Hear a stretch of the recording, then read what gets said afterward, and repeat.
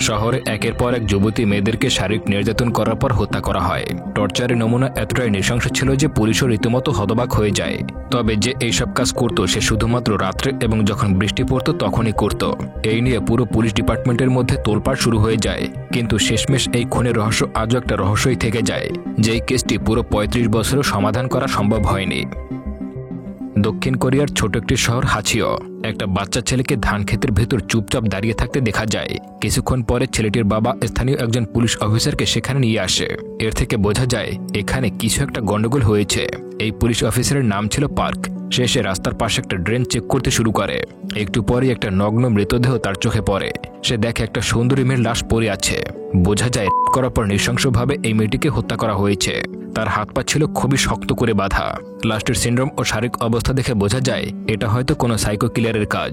পরবর্তী সিনে দেখা যায় পার্ক থানায় এসে স্থানীয় কিছু গুন্ডাদের ছবি তুলছে আর তাদের নাম তার সাসপেক্ট লিস্টে অ্যাড করছে। এই পুলিশ অফিসার এখন পর্যন্ত কোনো ইনভেস্টিগেশন করেনি, এমনকি কাউকে জিজ্ঞাসাবাদও করেনি। সেই সময়কালে এমন একটা ঘটনা খুবই স্বাভাবিক, কারণ ১৯৮৬ সালে কোরিয়ার প্রশাসন খুবই দুর্বল ছিল। তারা শুধুমাত্র সন্দেহ ও অনুমানের ভিত্তিতে বেশিরভাগ কেস সলভ করত। এই পুলিশ অফিসারও সেটাই করতে চেয়েছিল। কিছু সন্দেহভাজন লোকদের থানায় এনে তাদের ইন্ট্রিগেট করার চেষ্টা করছিল এবং তাদের কাছ থেকে জানতে চাইছিল তারা খুন করেছে কিনা, কিন্তু এতে কোনো লাভ হচ্ছিল না। এভাবে কেটে যায় ১.৫ মাস। এরপরে আরও একটি মহিলার মৃতদেহ পাওয়া যায়। এই মহিলার নাম ছিল হাসিং এবং এই মহিলাকেও সেইভাবেই খুন করা হয়েছে যেভাবে প্রথম মেয়েটিকেও খুন করা হয়েছিল। খবর পেয়ে পার্ক তার টিম নিয়ে ঘটনাস্থলে চলে যায়, কিন্তু ক্রাইম সিনটা কোনোভাবেই প্রোটেক্ট করা হয়নি। সাধারণ জনগণ সেই লাশটির খুব কাছেই দাঁড়িয়ে আছে। বাচ্চারা আশেপাশে ছোটাছুটি করছে।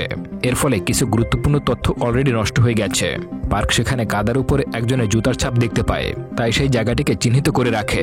সে ভাবে হয়তো এখান থেকে অপরাধীকে ধরতে পারবে, কিন্তু কিছুক্ষণ পরে সেই ছাপের উপর দিয়ে একটা ট্রাক চলে যায়, তাই সেখানে থাকা জুতার চিহ্নটাও মুছে যায়। এখন সেখানে শুধুমাত্র নিথর দেহটা ছাড়া আর কিছুই নেই। এরপরে পার্ক থানায় গিয়ে খুন হওয়া ভিকটিমদের রক্তমাখা ছবি দেখতে থাকে। ছবি থেকে সে কিছু একটা খোঁজার চেষ্টা করে। পরের সিনে পার্কে তার গার্লফ্রেন্ডের বাসায় দেখতে পাই। সে তার গার্লফ্রেন্ডকে নিয়ে নতুন এই কেসটি সম্পর্কে আলোচনা করছিল। তার কথাবার্তা শুনে তার গার্লফ্রেন্ড বলে তাদের এলাকায় গতকাল একটা ছেলে এক বৃদ্ধ মহিলার পিছু নিয়েছিল। ছেলেটার নাম হচ্ছে কোংহু। এটা শুনে পার্ক তাড়াহুড়া করে সেখান থেকে বেরিয়ে পড়ে। এরপর সে কোংহুকে খুঁজে বের করে। কোংহু ছিল মানসিকভাবে ভারসাম্যহীন, তবুও পার্ক কোংহুকে জোর করে থানায় নিয়ে আসে। তাকে অনেক মারধর করে এবং মার্ডারের বিষয়গুলো তার কাছ থেকে জিজ্ঞাসাবাদ করা হয়, কিন্তু বেচারা কোংহু বারবার একই কথা বলে। সে বলে আমি কাউকে খুন করিনি। অন্যদিকে দেখা যায় নির্জন রাস্তা একটা মহিলা হেঁটে যাচ্ছে আর সেই মহিলাকে একটা ছেলে ফলো করছে। এটা বুঝতে পেরে ওই মহিলা যখন দৌড়াতে শুরু করে তখন সে পড়ে যায়। তখন সেই ছেলেটি এসে মহিলাকে সাহায্য করতে চায়। তখন রাস্তা দিয়ে পার্ক যাচ্ছিল।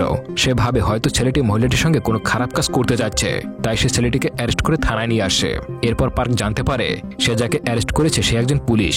তার নাম হলো সিও। এটা শুনে পার্ক লজ্জায় পড়ে যায়। সিও তখন বলে এই কেসের ইনভেস্টিগেশন করার জন্য তাকে পাঠানো হয়েছে। সে পার্কের সঙ্গে মিলে কাজ করবে। তাদের ৩ জনকে নিয়ে একটা টিম গঠন করা হয়েছে। তাদের টিমে রয়েছে পার্ক, সিও এবং ইয়ংহো। এরপর পার্ক ক্রাইম সিনে কুংহুর একটা জুতো নিয়ে যায় এবং মাটিতে সেই জুতার ছাপ তৈরি করে। এরপর সে ছাপের ছবি তুলে থানায় নিয়ে আসে। এরপর সে কুংহুকে বলে তোমার পায়ের ছাপ ক্রাইম সিনে পাওয়া গেছে, এবার তুমি সত্যি করে বলো তুমি কিভাবে মার্ডারটা করেছো। পার্কের এমন আচরণ দেখে বোঝা যায় সে কুংহুকে ফাঁসানোর চেষ্টা করছে, কিন্তু কুংহু কিছুই স্বীকার করে না। তাই ইনভেস্টিগেশন টিম তাকে নির্জন একটা জঙ্গলে নিয়ে আসে। তাকে বলে যদি তুমি দোষ স্বীকার না করো তাহলে তোমাকে এখানেই মেরে ফেলবো। এসব কথা শুনে কুংহু খুব ভয় পেয়ে যায়। বাধ্য হয়ে সে বলে ঠিক আছে আমি খুন করেছি। যেহেতু কুংহু ছিল মানসিকভাবে ভারসাম্যহীন, তাই পার্কের কথা শুনে সে নিজে নিজেকে খুনি ভাবতে শুরু করে। মেয়েদেরকে কিভাবে খুন করেছে তার একটা বর্ণনা কুংহু বলতে শুরু করে, কিন্তু এটা ছিল বানানো একটা গল্প। এদিকে পার্কের এসব আচরণ সিও একদম সহ্য করতে পারছিল না, তাই সে রাগ করে সেখান থেকে চলে যায়। সেদিন সারা রাত সিও কেসের ফাইলগুলো নিয়ে পর্যবেক্ষণ করতে থাকে। পরের দিন সকালবেলা পুলিশ চিফ এবং সাংবাদিকদের ডেকে কেসটা সলভ করার জন্য একটা ব্রিফিংয়ের আয়োজন করে এবং এই খুন যে কিভাবে করা হয়েছে তার একটা কাল্পনিক দৃশ্য ক্রিয়েট করা হয়েছে। কিন্তু সিও বুঝতে পারছিল না মূলত ঘটনাটা কি হয়েছে। তাই সে কুংহুর হাতগুলো খুব ভালো মতো দেখতে শুরু করে আর সে খেয়াল করে লাশগুলোর হাত পা খুব শক্ত করে বাঁধা অবস্থায় ছিল। ততটা শক্তি কুংহুর এই কোমল হাতে নেই। দেখা যায় পুরো ক্রাইম সিনের আশেপাশে মিডিয়া ভিড় করেছে। একটু পরেই তাদেরকে দেখানো হবে কিভাবে খুনগুলো করা হয়েছে। কিন্তু তখনই সিও সে পুলিশ চিফকে বলে আমরা যাকে অ্যারেস্ট করেছি সে খুনি নয়, মূলত খুনি অন্য কেউ। কিন্তু পুলিশ চিফ বলে এখন কিছুই করার নেই, মিডিয়ার লোকজন চলে এসেছে, তাই ঘটনাগুলো যেভাবেই ঘটেছে সেভাবেই ঘটতে দাও। কিন্তু একটু পরে ক্রাইম সিনে কুংহুর বাবা চলে আসে। সে তীব্রভাবে এইসবের বিরোধিতা করে। এদিকে কুংহু তখন কানাকাটি করে বলতে শুরু করে, আমি কাউকে খুন করিনি। পুলিশ অফিসার ইয়াংহু এবং পার্ক মিলে অনেক নির্যাতন করেছে এবং জোর করে মিথ্যা জবানবন্দি নিয়েছে। কুংহুর এসব কথা মিডিয়ার লোকজন শুনে ফেলে, তাই তারা পুলিশকে প্রেসার দিতে শুরু করে। তাই পুলিশ বাধ্য হয়ে তাকে ছেড়ে দেয় এবং পার্কে একটা ওয়ার্নিং দেওয়া হয়। এই ঘটনার পর থেকে নিউজ পেপারগুলো পুলিশ ডিপার্টমেন্ট সম্পর্কে বিভিন্ন কথাবার্তা বলতে শুরু করে। তাই একজন অডিট অফিসারকে পাঠানো হয়েছে এই ঘটনাগুলো তদন্ত করার জন্য। অফিসার নিয়োজিত হওয়ার প্রথম দিনই সকলের কাছ থেকে জানতে চায় ভিকটিমদের মধ্যে কমন জিনিস কি ছিল। সিও বলে তারা দেখতে ভীষণ সুন্দরী ছিল এবং মৃত্যুর দিন তারা সবাই লাল পোশাক পরে বের হয়েছিল। অফিসার তখন জিজ্ঞাসা করে, 2 ভিকটিমকে লাল পোশাক পরে বেরিয়েছিল? সিও তখন বলে ভিকটিম আসলে 3 জন। এরপর সে তার নিজস্ব অনুসন্ধানের একটা রিপোর্ট বের করে। প্রায় 2 মাস আগে 27 বছর বয়সী একজন মহিলাও নিখোঁজ হয়ে গিয়েছিল, যার পরনে ছিল লাল রঙের একটা ড্রেস। ওই দিন রাতে অনেক বৃষ্টি পড়ছিল, আর অবাক করা বিষয় হলো বাকি 2 জনও কিডন্যাপ করার সময় বৃষ্টি পড়ছিল। এই তদন্তের ভিত্তিতে একটা সার্ফিং টিম গঠন করা হয়। সির নেতৃত্বে একটা অনুসন্ধানী টিম সেই 27 বছর বয়সী মহিলা লাশ উদ্ধার করতে সক্ষম হয়। দেখা যায় এই মহিলাকেও সেম প্যাটার্ন ফলো করেই মারা হয়েছে। এখান থেকে পুলিশ ডিপার্টমেন্ট বুঝতে পারে কিলার লাল ড্রেস পরা মেয়েদেরকে বৃষ্টির দিনে কিডন্যাপ করেছে। এরপর তার একটা ফাঁদ তৈরি করে কেসটা ক্লিয়ার করার জন্য। আর ফাঁদটা হলো একজন মহিলা কনস্টেবলকে বৃষ্টির দিনে লাল পোশাক পরানো হয় এবং তাকে নির্জন একটা রাস্তায় হাঁটতে বলা হয়। সেই কনস্টেবল একা অনেক রাত পর্যন্ত হাঁটাহাঁটি করলেও সেই রাতে সেখানে কেউ আসে না। এরপর দেখা যায় চিও সেই রাস্তার মাঝখানে একটা চেকপোস্টে দাঁড়িয়ে আছে এবং সেই কনস্টেবলের সঙ্গে ডিসকাস করছে। এই সময় 2 জন মেয়ে স্টুডেন্ট সেখানে আসে। বাইরে বৃষ্টি হওয়ার কারণে তারা এখানে অপেক্ষা করতে এসেছে। এই 2 জনের কথোপকথন শুনে সিও কিছুটা অবাক হয়ে যায়। তারা একে অপরকে বলছে এই এলাকায় মার্ডার হওয়া আসামিগুলো তাদের স্কুলের পেছনেই থাকে। যদিও তারা 2 জনেই শিওর না, কিন্তু এমন কথাই এখানে শোনা যাচ্ছে। অন্যদিকে আমরা আরেকজন মহিলাকে দেখতে পাই। মহিলা খুবই টেনশনে আছে, কারণ অনেক রাত হয়ে গিয়েছে, তার হাজব্যান্ড এখনো বাড়ি ফেরেনি। তাই সে তার হাজব্যান্ডকে খুঁজতে বেরিয়েছে। এখানে দেখা যায় মহিলাটি প্রথমে লাল ড্রেস পরেছিল, কিন্তু সেই কিলারের ভয়ে সে ড্রেসটা চেঞ্জ করে বের হয়। তবুও তার শেষ রক্ষা হয় না। বাড়ি থেকে বেরিয়ে একটু সামনে যেতেই অদ্ভুত কিছু শব্দ শুনতে পায়। তারপরে সেই কিলার তাকে কিডন্যাপ করে নিয়ে যায়। পরের দিন সকালবেলা এই মহিলারও লাশ পাওয়া যায়। এই মহিলাকেও একইভাবে মারা হয়েছে। সিও সেখানে এসে ক্রাইম সিন থেকে সবাইকে দূরে যেতে বলে, কিন্তু ততক্ষণে অনেক দেরি হয়ে গেছে। গতকালকে বৃষ্টির কারণে ক্রাইম সিনের যতগুলো ফুটপ্রিন্ট ছিল তার সবগুলো প্রায় নষ্ট হয়ে গেছে। এছাড়া অন্যান্য যে চিহ্নগুলো ছিল তাও প্রায় নিশ্চিহ্ন হয়ে গেছে। পুলিশের হাতে এই নিথর দেহটা ছাড়া আর কিছুই নেই। পুলিশ তখন এই বিষয়টা নিয়ে খুবই হতাশ হয়ে পড়ে। তখন পুলিশ ডিপার্টমেন্টের একজন মহিলা পুলিশ অফিসার বলে তাদের কাছে নতুন একটা তথ্য এসেছে। এই মহিলা পুলিশ অফিসারের নাম হলো উইন। সে বলে তার কাছে যে তথ্য আছে তা দিয়ে এই কেসটা সলভ করা যেতে পারে। উইন বলে যেসব রাতে ভিকটিমদের হত্যা করা হয়েছিল সেই রাতগুলোতে রেডিও সেন্টারে কেউ একজন একটা করে চিঠি পাঠিয়েছিল। চিঠিগুলোতে বলা হয়েছে রেডিও সেন্টারে যেন একটা স্যাড মিউজিক বারবার প্লে করা হয়, কিন্তু এই ক্লুর সঙ্গে পার্ক একমত হতে পারে না। কিন্তু সিও মনে করে এটা খুবই গুরুত্বপূর্ণ একটা তথ্য। সে ভাবতে থাকে যেই লোক এই স্যাড মিউজিক বাজাতে বলেছে তার সঙ্গে এই কেসে নিশ্চয়ই কোনো না কোনো সংযোগ আছে। এরপরে সিও রেডিও সেন্টারে চলে যায় আর চেক করতে থাকে নতুন কোনো চিঠি পাঠানো হয়েছে কিনা। তখন সেখানে থাকা একজন লোক বলে অলরেডি অনেকগুলো চিঠি ডাস্টবিনে ফেলে দেওয়া হয়েছে, হয়তো সেখানে কিছু থাকতে পারে, আপনারা সেখানে গিয়ে চেষ্টা করুন। এই কথা শুনে সিও তখন ডাস্টবিনে খোঁজাখুঁজি শুরু করে দেয়, কিন্তু সেখানে তেমন কিছুই খুঁজে পায় না। এরপরে রাতে ঘটে আরেক ঘটনা। এই পর্যন্ত যদি ভিডিওটি ভালো লেগে থাকে তাহলে চ্যানেলটি অবশ্যই সাবস্ক্রাইব করবেন আর ভিডিওটিতে একটি লাইক করতে ভুলবেন না। যাই হোক, সিও এবং পার্কে দেখা যায় একটা ঝোপের ভিতরে লুকিয়ে থাকতে। তারা এমন একটা জায়গায় ছিল যেখানে বেশিরভাগ লাশ ড্রাম করা হতো। এছাড়া পার্ক একটা তান্ত্রিকের কাছ থেকে জানতে পেরেছিল আজ রাতে এখানে আশ্চর্য কিছু ঘটতে চলেছে। তারা অপেক্ষা করতে করতে কিছুক্ষণ পর দেখতে পায় একজন লোক ঝোপের ভিতরে কিছু একটা করছে, কিন্তু তাদের আওয়াজ শুনে লোকটা দৌড়ে পালিয়ে যায়। তারা লোকটির পিছু নেয়। এক পর্যায়ে একটা ফ্যাক্টরিতে গিয়ে তাকে ধরে ফেলে, কিন্তু সেই লোকের কাছ থেকে তেমন কিছুই জানতে পারে না। এই মিশনে ব্যর্থ হওয়ার পর তারা সেই মেয়ে দুজনের কথা মতো তাদের স্কুলে হাজির হয়। স্কুলের টিচার থেকে তারা জানতে পারে পেছনের একটা বাড়ি থেকে মাঝে মাঝে একজন মহিলার কান্নার আওয়াজ শোনা যায়। এই কারণে গুজবটা স্কুল থেকেই ছড়িয়েছে। এরপরে সিও সেখানে যায়। সেখানে সে একটা মাটির ঘর দেখতে পায় এবং একজন মহিলা সেখানে থাকে। লোকটাকে দেখে মহিলা অনেক ভয় পেয়ে যায় এবং ঘরের মধ্যে গিয়ে লুকিয়ে পড়ে। সিও তাকে বলে আমি একজন পুলিশ অফিসার, আপনাকে শুধুমাত্র কিছু প্রশ্ন করতে চাই। তার কথা শুনে মহিলা বলে আপনি যেই হন না কেন এখান থেকে চলে যান। সিও তখন বাইরের দিকে তাকিয়ে দেখতে পায় রশিতে সেই মহিলার জামা কাপড় শুকাতে দেওয়া আছে, আর সেখানে সেই মহিলা লাল কাপড় দেখতে পায়। এটা দেখে সিও বুঝতে পারে এই মহিলা হলো সেই কিলারের একজন ভিকটিম। এই কারণে সে সবাইকে ভয় পাচ্ছে। সিও এবার ডিপার্টমেন্ট থেকে উইনকে ডেকে নিয়ে আসে। এরপর সে মহিলাকে প্রশ্ন করতে শুরু করে আর সিও সন্দেহ সত্য প্রমাণিত হয় এই মহিলা সত্যি একজন ভিকটিম। এক রাতে তাকে করা হয়েছিল, কারণ সে জানতো করার আগে কিলার যাকেই দেখে ফেলেছে তাদেরকেই খুন করেছে। এই সময় সে একটা গুরুত্বপূর্ণ তথ্য দেয়, রেপিস্টের হাত খুবই নমনীয়।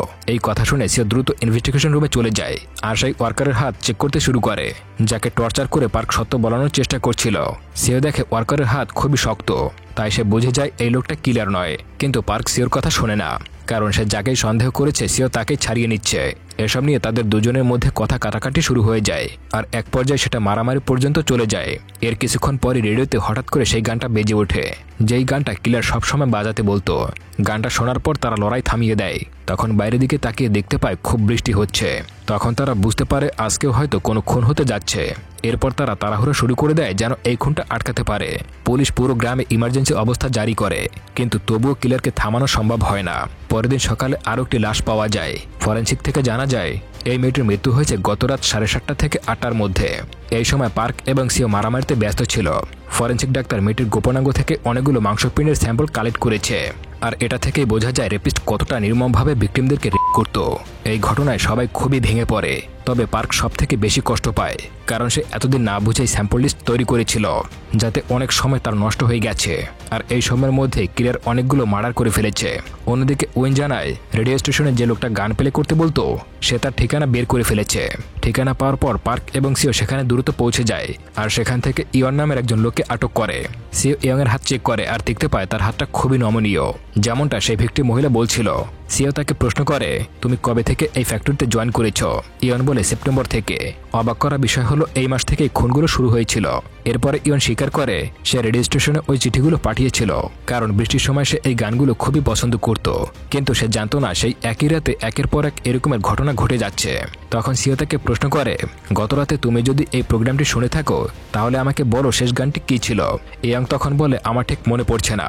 আর এসব কথা শুনে পার্ক রেগে যায় এবং তাকে মারধর শুরু করে। তখন সিও তাকে এসে বাঁচায়, কারণ এর আগেও এমন অনেক ঘটনা ঘটেছে যার কারণে পুলিশকে অনেক সমস্যার মধ্যে পড়তে হয়েছে। পরের সিনে আমরা দেখি সিও এবং পার্ক হতাশ হয়ে বসে আছে। ইয়নের বিরুদ্ধে তেমন কোনো শক্তিশালী প্রমাণ তাদের কাছে নেই। সিও পার্কে জিজ্ঞাসা করে, তুমি কোংহুকে যখন জঙ্গল নিয়ে ভয় দেখিয়েছিলে তখন সে যে বর্ণনা দিয়েছিল সেটা অনেকটা আকর্ষণীয় ছিল, তুমি তাকে কি শিখিয়ে দিয়েছিলে? পার্ক বলে, আমি তাকে কিছুই শিখিয়ে দেইনি, সে নিজে নিজেই খুনের বর্ণনা দিচ্ছিল।